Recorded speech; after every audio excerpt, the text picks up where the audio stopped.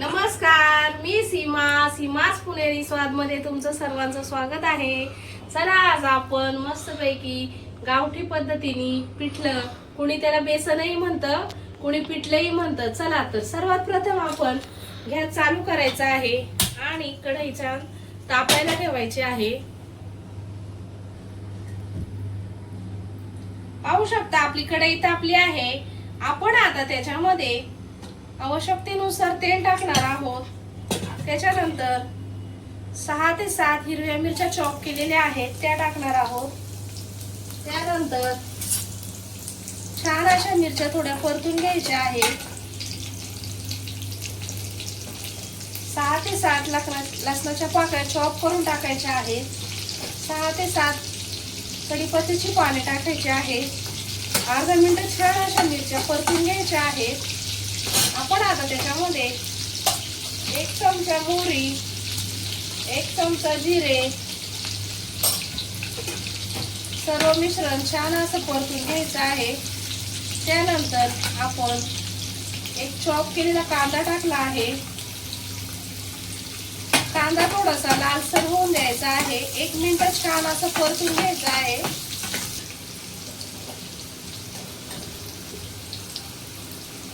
एक चमचा आपण मीठ ऍड करणार आहोत। मीठ टाकल्यावर छान असं तेलामध्ये कांदा आणि मिरची परतून घ्यायची आहे। कांदा परतेपर्यंत आपण बेसन पीठ घेतलं आहे 1 वाटी। ही 1 वाटी बेसन पीठ घेतलं आहे।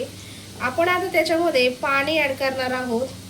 पाणी टाकल्यावरती बेसन पीठ सगळं व्यवस्थित त्याच्या गिठळ्या आपण काढून घ्यायचे आहे आणि छान असं बेसन पीठ पाण्यामध्ये मिक्स करून घ्यायचं आहे। बघू शकता आपला कांदा छान परतला आहे। चिमूटभर आपण हिंग टाकला आहे आणि 1 चमचा आपण हळद ऍड केली आहे। आता आपण तेलामध्ये छान असं परतून घ्यायचं आहे। आपण त्याच्यामध्ये जे बेसन पीठ आणि पाणी मिक्स केलं होतं ते त्याच्यामध्ये आपण टाकणार आहे। अगदी 5 ते 6 मिनिटात हे पिठलं आपलं छान असं गरम गरम तयार होतं।